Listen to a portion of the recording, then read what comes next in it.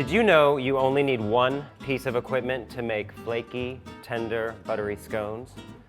It's not a food processor or a rolling pin or even a biscuit cutter.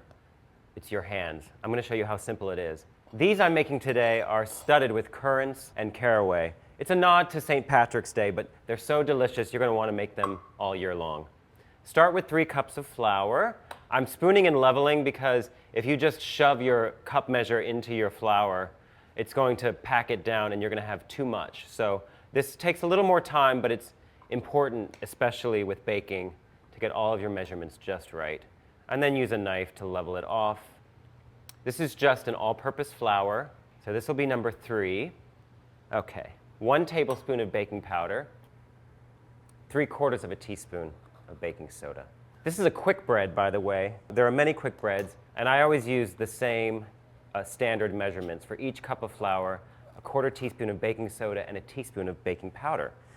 So you can use those ratios for other quick breads as well. And salt, you have to have salt. 1/2 teaspoon of coarse salt here. And this all gets aerated and combined with a whisk. And sugar. 2 tablespoons go in. So give this a good whisk around to aerate. And now for the butter. For these you'll need 1½ sticks of unsalted butter. Make sure it's very cold right from the fridge. This is important for when we combine it with the dry ingredients. So what I like to do is cut planks, just in half lengthwise like this. Again lengthwise in the other direction. So get these into relatively uniform cubes. These are about 1/2 inch. This goes into the flour mixture. And now, that special piece of equipment I was talking about, your hands. Just toss the butter pieces to evenly coat in the flour. So scoop some flour and butter into your hands like this, and then press with your thumbs across your fingers, and you'll start creating petals of butter. See that? And then get them coated in flour again, and just continue in this manner until all of the butter is broken down into little petals. It's the cold petals of butter coated in flour that create those flaky, tender layers.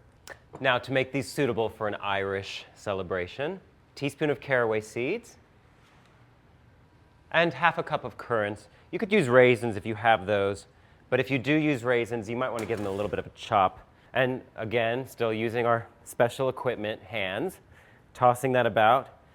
And for the wet, buttermilk, 1 cup you'll need for the mixture. Make sure it's well shaken before you measure it out. That's very important. And then just sort of drizzle it all over the dry mixture. And use a fork, another piece of special equipment. Stir it in as you drizzle to evenly distribute it. I like to take a bit of it and just give it a gentle squeeze between my fingers. And if it holds together like it is, that tells me that we're good to go. Now you can see this mixture is still very clumpy and crumbly, but that's okay. We don't want the dough to form in the bowl. It's going to all happen right on the sheet tray. Our scone mixture can go right onto a parchment-lined baking sheet. And as you can see, it's still very crumbly, but that's A-okay. Again, with your hands, just gather up the mixture and gently press it together. Gently press down the mixture to about 1 inch thickness, and then fold it in half like this. And gently flatten it again. And we're going to fold 1 more time in the other direction. Now pat the dough down into a 7-inch diameter round. Again, that'll be about 1 inch thick. Now at this point, you could wrap this and chill it in the fridge for up to 24 hours. Like I said, you don't even need a biscuit cutter here. Cut this into 8 wedges.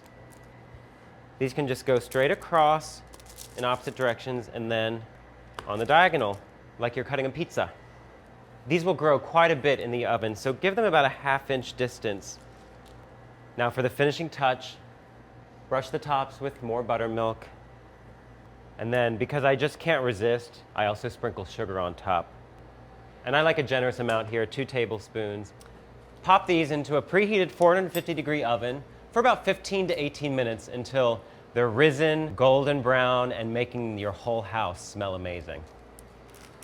Look at these magnificent scones. They've cooled enough, but they're still warm in the center. And you can see that they've puffed beautifully.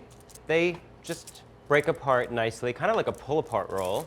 So I love to present these on a great big board like this for my guests.